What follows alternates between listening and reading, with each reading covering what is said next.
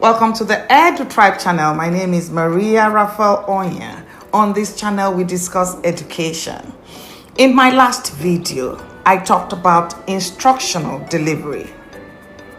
I gave you 5 tips on things you can do to jazz up your instruction, to make it effective, to ensure everybody is learning, to give it that thing, that foundation that will then give you good results. I told you that there are effective instructions.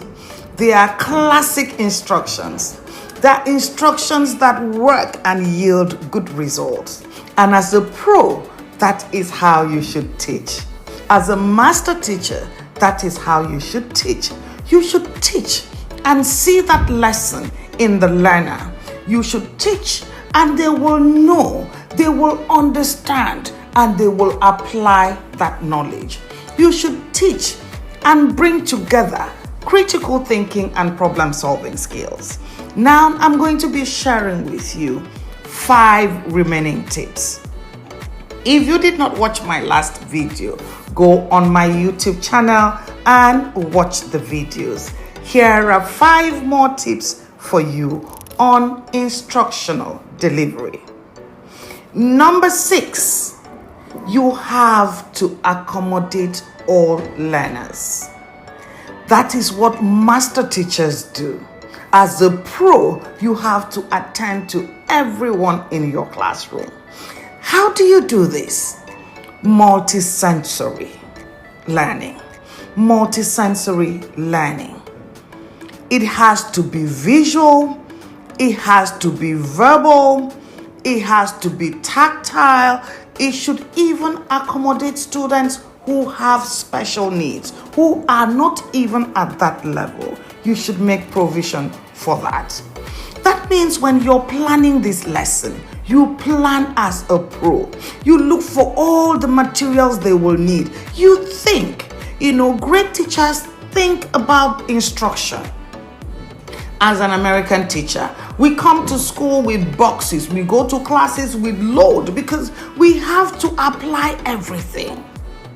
So you should first of all think through, while preparing the lesson, you're thinking about everyone. And the process is, you ask yourself, if I talk and they don't understand, what next? I show them. If I show them and they don't understand, what next? We touch it. If they touch and they still don't understand, what next? We act it. If they still don't understand, what next? We go to the, so you see the levels. And when you plan like that, you're able to gather the materials that you need. If you need a video, if you need to cut paper, if you need flashcards, whatever you need. If you need to bring an item, you can gather it when you plan as a pro. And remember, you are a pro, right? So you need to ensure that all learners are addressed. And when you do this, you will be shocked at the outcome. So plan your lesson to include all learners, to be effective for all kinds of learners, and then come in with materials and give them access to the materials. So you plan to address all learning styles, and you prep materials and come to the class and deliver as a pro. Now, number 7, you have to encourage collaboration. Simply put, group activities, they work magic. You will be surprised that some students learn more from their friends than from the teacher. So encourage group work as much as possible. Put your students in groups and be intelligent about groupings, because you need to put one genius in the midst of those who are not that smart. So you have given them a lecturer. So you group them intelligently. And in that group, you need to sit down and teach them how to do group work. Group work is not one person doing for everybody. Group work is that everybody has something to present at the end of the day. And then you encourage presentations. Group work will always have presentations, so you're sure that all the learners moved together. Please encourage collaboration. Another thing it does, they learn social skills. Rather than sit in your class, quarrel, fight, they are learning to communicate, to respect one another, you understand, to deliver. They are learning how to work as a group. They're learning, respect. They're learning how to interact. They're learning how to share. They're learning so many things when you give them opportunity to collaborate and do group work. Use group activities in your class because, again, you are a pro. Number 8, technology is the way of the world. It makes everything easy. Don't tell anybody I told you this. But imagine trying to draw the human body on the board with your very bad drawing skills. Now imagine walking into the class and you flash the human body on the screen. Am I talking to someone? So bring technology into your classroom. There are diverse, and that will be a training, that will be a session on its own. But there are so many ways you can incorporate technology into your instruction. It will promote engagement. It will enhance learning. It will save you time. It will encourage independent thinking. It's the way of the world.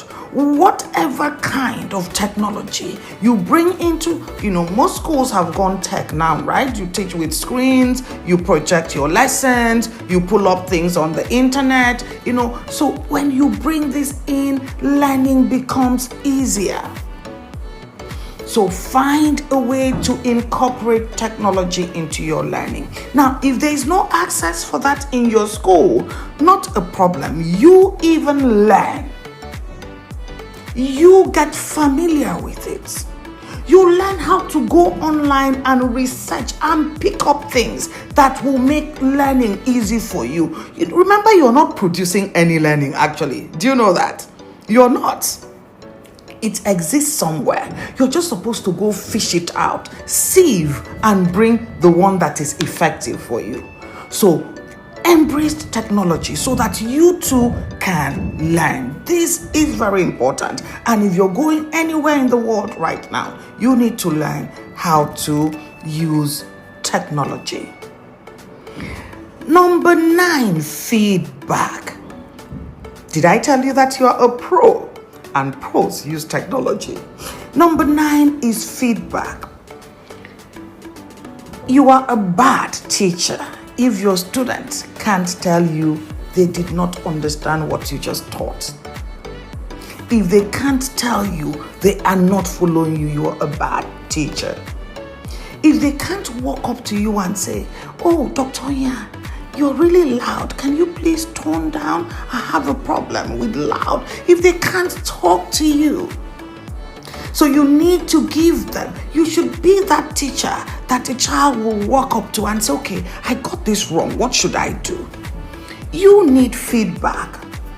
Feedback from your students, feedback from parents, feedback from the schools, feedback from everybody.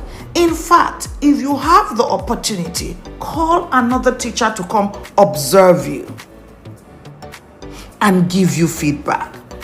We have a project in Org Learning this term, and we are asking students to give feedback to teachers. So all teachers will see the comments and they will learn. We're not trying to victimize them. We want to learn and be better.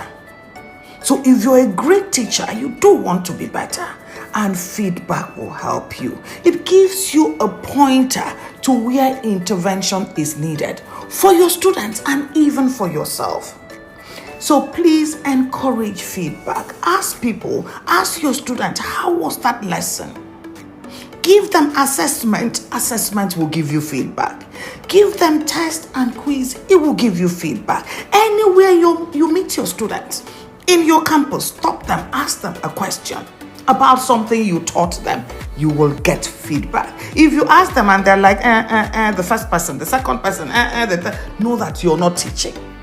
Feedback will help you grow and become a pro. So as a pro, go back and get feedback from your community and then work on it. Take responsibility and work on it. And this is not the last one, but this is number 10. The last one will surprise you. Number 10 is never give up. Resilience. We don't give up. At the end of a good lesson, the students should be driven to do more. They can't wait to see you in your next period. They can't wait to learn another topic. They can't wait. They are always excited and eager to learn from you. And then they want to do better. They want to impress you. They are interested in making you happy with their results. So don't ever give up, no matter how challenging it gets, because pros don't give up. It is important that you know how you are doing, but also that you stay on the game and get better, okay, as you grow.